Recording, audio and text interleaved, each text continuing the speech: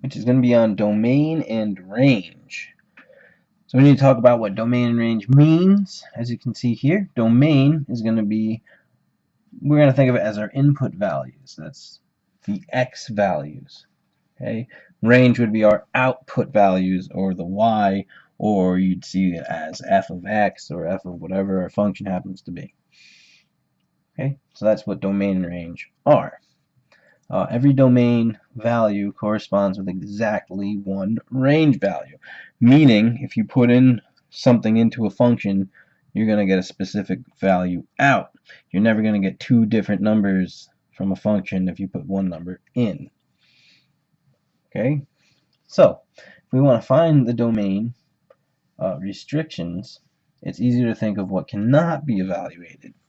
So remember, input values is what domain is. So we want to think about what numbers can we not put into a value, which will be our restrictions.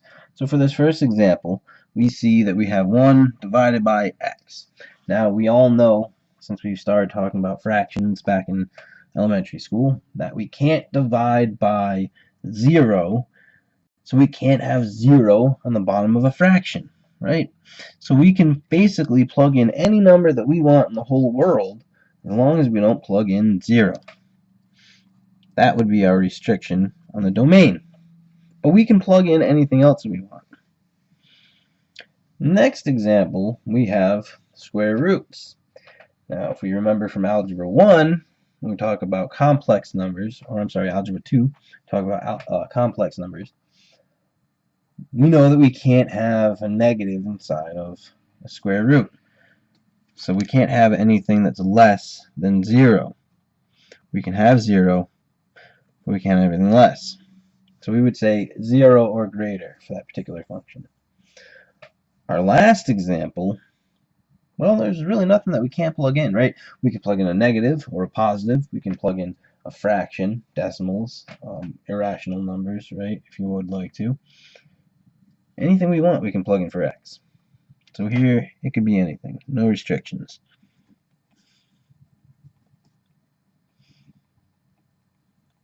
So these are all examples of what we would have for our domain.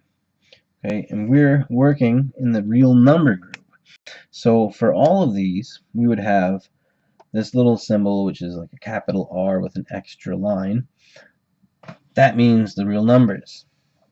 Okay, so here we would say all real numbers except that we can't use 0. All real numbers except the negatives, or all real numbers greater than or equal to 0. Here we would have no restrictions, so we would just say straight all real numbers. Okay, so if we were stating the domain for this particular function, we would write it as all real numbers, right? We can use that symbol for real numbers, such that, okay, this right here means such that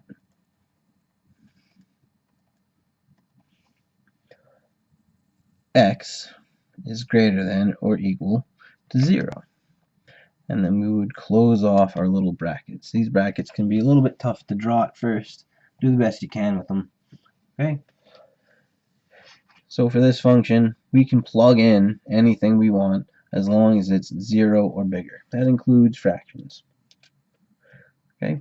So let's check out a couple more that they ask us about here. We want to think about what we're not allowed to plug in, right? Well, I know I can't have 0.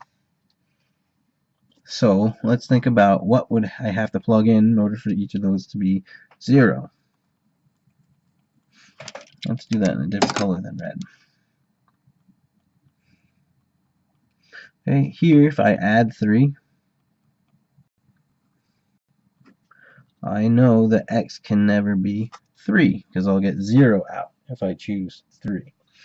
Here, if I say x plus 8 cannot equal 0, subtract 8 from both sides, I can see that x can never be negative 8.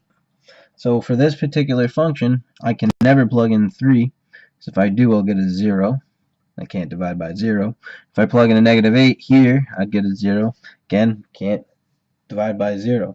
So how I would write that for this function, I would say domain can be all real numbers such that, or as long as, x is not -8 or 3.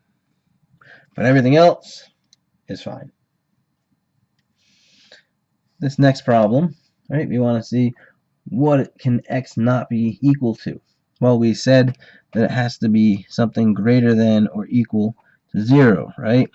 But it's not just x this time. It's x minus 5 that has to be greater or equal to 0. So I'm just going to solve by x here by adding 5 to both sides. So we want x to be greater than or equal to 5. So that's what we have to plug in. If we plug in something bigger, it won't, smaller rather, it won't work, right? If I plug in 4, that'll give us -1. Doesn't work. So our domain here is going to be all real numbers as long as, or such that, x is greater than or equal to 5. Okay, so I want you to try this problem on your own, right over here in the corner. Pause the video, try it out, and see how you do. Alright, let's try it out. We said that we're going to take whatever is inside the function and we're going to put it up to what it's not equal to or what it's not allowed to be.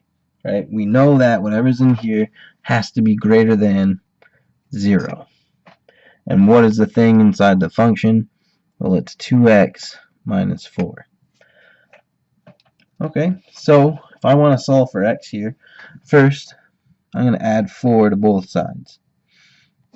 That leaves me with 2x is greater than or equal to 4. Now I'm going to divide by 2 on both sides, leaving me with x having to be greater or equal to 2. So as long as I choose a number that's 2 or bigger, this function will work. If I choose a number that's less than 2, like 1, it's not going to work. It's going to give me a negative, which we can't evaluate. So how we would write that, we would say domain is all real numbers such that x is greater than or equal to 2. Alright, let's check out a couple other examples of some other things, like range.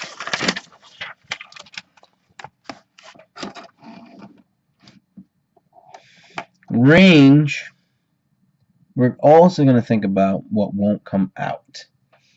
Okay, this takes a little bit more thinking, I think, than domain, because domain is just straightforward. What can I not plug in? Right? Pretty easy. Range, though, you have to think about, like, well, what couldn't come out? And that means looking at different parts of the function. Right? In this first example, we're going to look at this part right here. I know that I can never get 0 out. Right? We can never start with something and divide it into nothing. Right? We never become 0 here. So that means we're not going to ever get 0 here, right? Well, if I can never get 0 here, then I can never add 8 and 0.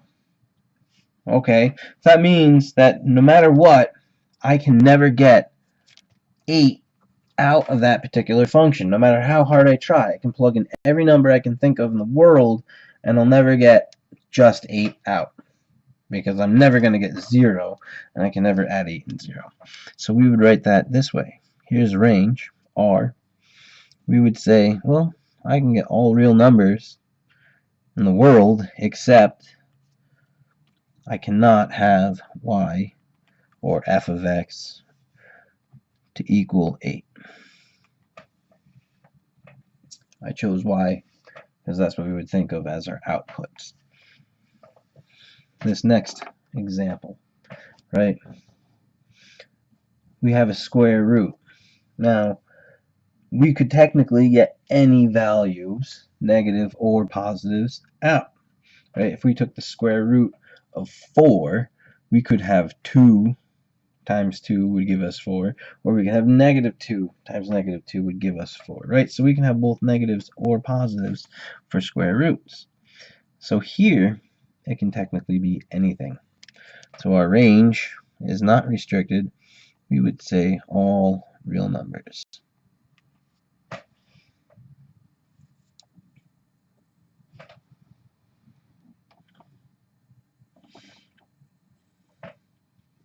Now they're asking us to find both domain and range. Domain, we can do a little bit of algebra to find exactly, right? We know that we can never have 0 in the denominator, so we're going to say x minus 12 can never equal 0. I'm going to solve for x by adding 12. So I know x can never be 12. As far as the range, again, I can never have something divided into nothing, which we associate with 0. So I can never have 0 plus 6, which means I will never get f of x or y to be plain old 6. So let's write that down as domain and range. My domain, is going to be all real numbers such that x is never equal to 12. Oops, too many ones there.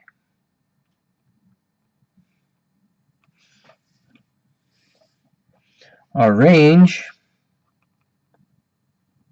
is going to be all real numbers such that y will never be 6. So we're always going to have a little bit of a gap in our function at 12 on the x values and 6 for the y values. I want you to try this one on your own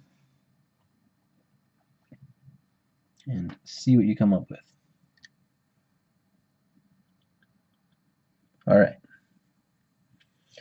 We want to find both domain and range. So here's what I'm going to do. I'm going to set this equal to what I know it can never be. Right? 6x plus 8 has to be greater than or equal to 0. Right? We don't want any negatives in there. I'm going to solve for x first by subtracting 8.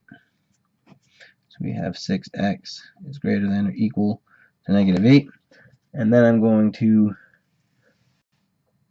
divide, oops, I'm sorry, that should be an 18. Oops, 18. I'm going to divide by 6 and get x is less than or equal to negative 3. That's my domain. Range, well, it's a square root function, so we could get negatives or positives out. Anything really could come out of this. So our range would be anything, right? All real numbers. So here we go. We're going to write this down. Domain is all real numbers such that x is greater than or equal to negative 3. And our range is going to be all real numbers.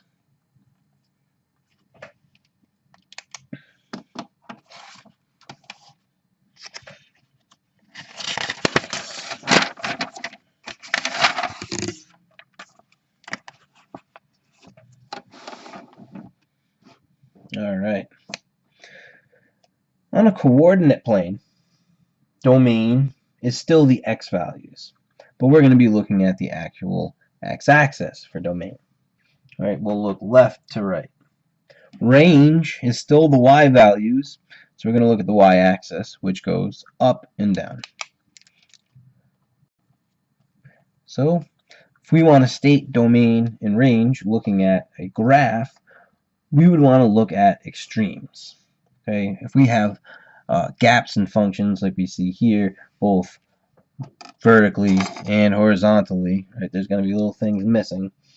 We're able to list exactly what we need just by looking at the up and downs for our range, the left and right extremes for our domain.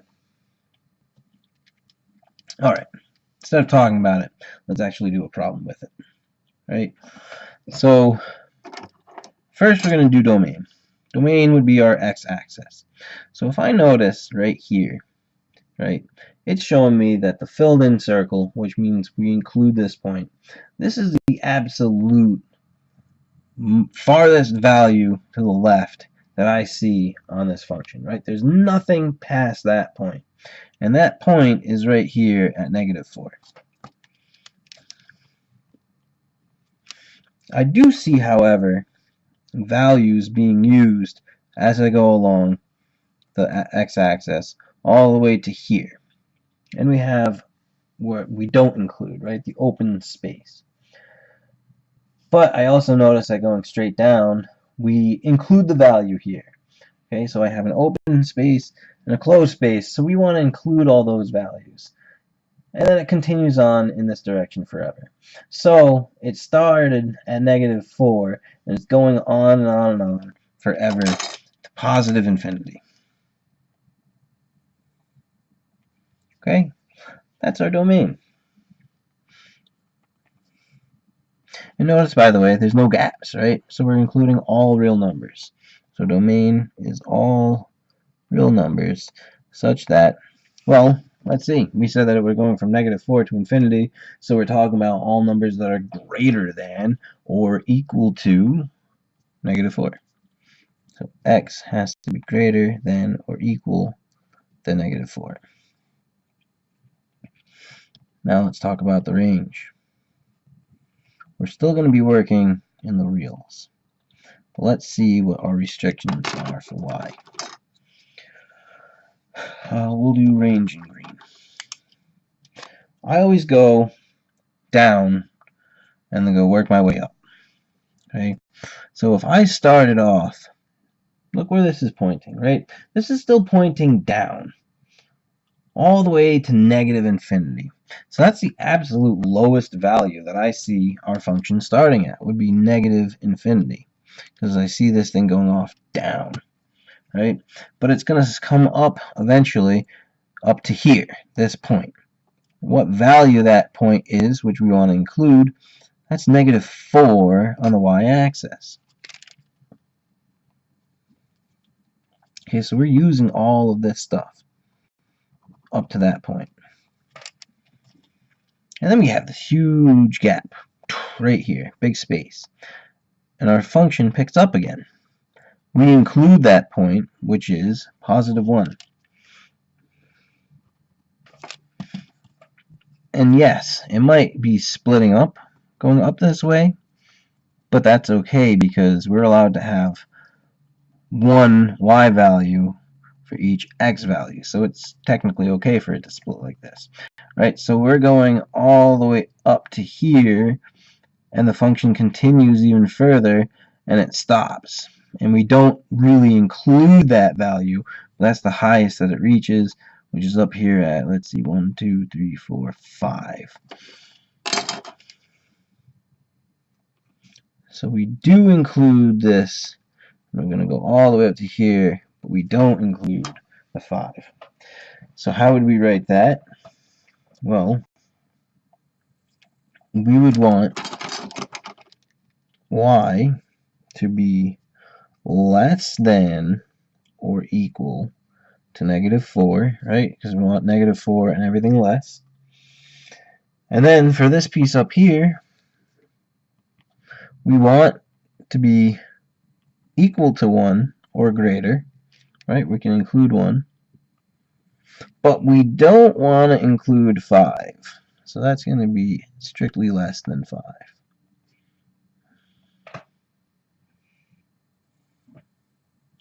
These can be a little bit tricky.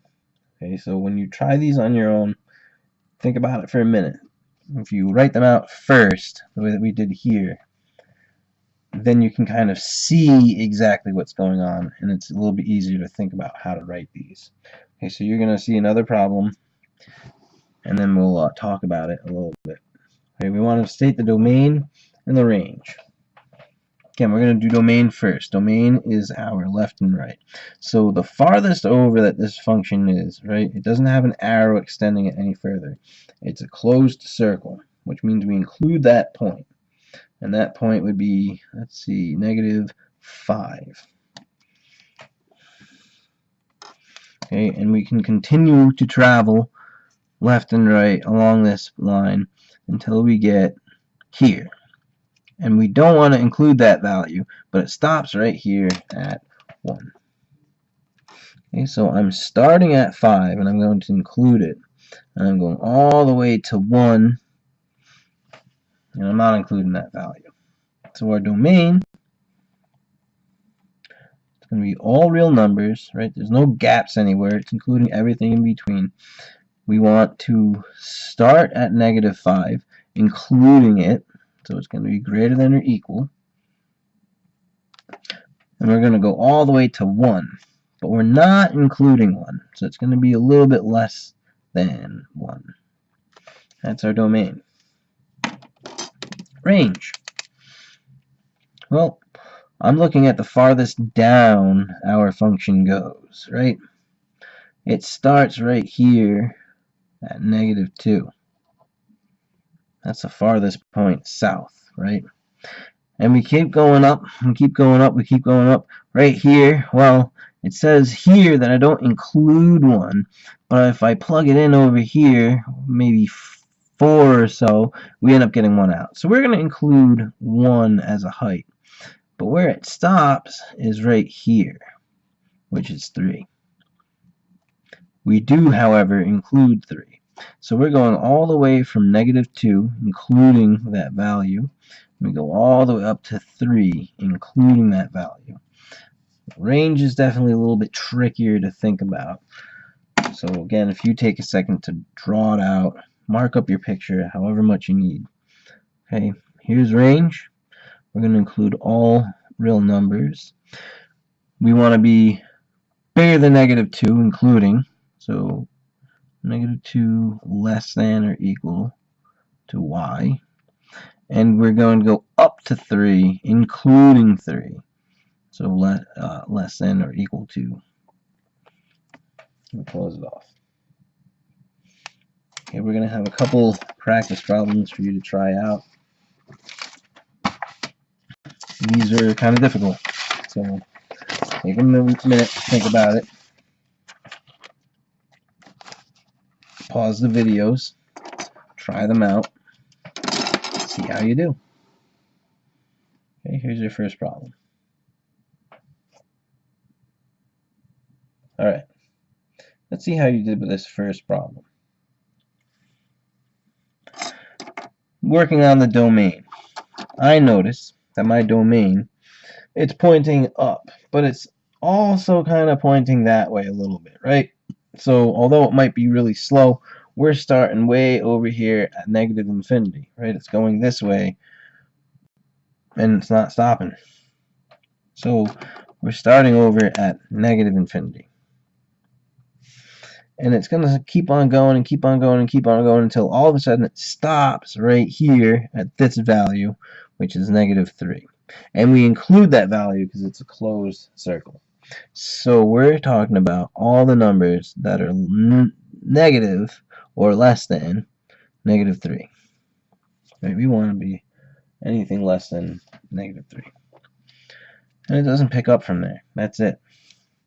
So our domain is going to be all real numbers such that x is less than or equal to -3. Right? We want all the numbers less than -3. As far as our range, well, there's nothing down here, right? We can go all the way from -infinity. Nothing happens until we get here to that value, which is 1. So that's where we start. And as we can see, this thing's pointing up, and it doesn't stop until it hits infinity. So we're using all those values greater than 1. So our range here is all real numbers such that y is greater than or equal to 1. How'd you do with that one? Hopefully you got it correct. You got another shot at this in this next problem. Okay, find the domain and range, pause the video, and then resume to check your results. Alright, let's check it out.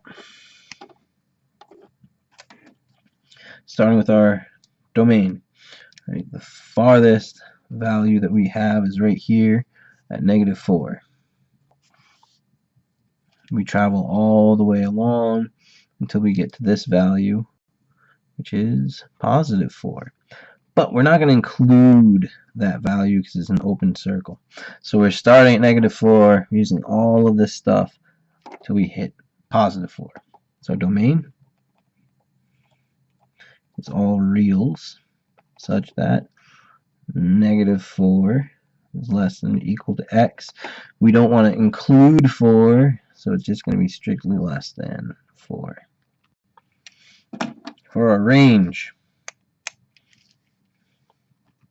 here's the lowest value that we hit. That's, let's see, that's -4. And our function goes up. It doesn't include it here, but it does include that value here, and we're up even taller. Right, that's where our function stops, right here at 3. So we had a -4, and we're using all this space all the way up to +3, including that point. Even though it wasn't mentioned here, it was used here, so we're going to include all that stuff. So range is going to be all real, such that we want to start at -4, including -4, and we're going to stop at 3, and we're going to include 3. That's our range. That was a pretty long lesson. Domain and range is not an easy thing when you're starting off, but once you get the hang of it, it makes a lot of sense. What can we plug in would be our x, what are we going to get out as our y. We can look at it pictorially like we see here in these graphs. It takes a little bit of practice, it really does. So if you have any questions, leave it in the comments or bring them to class. I'd be more than happy to help you out.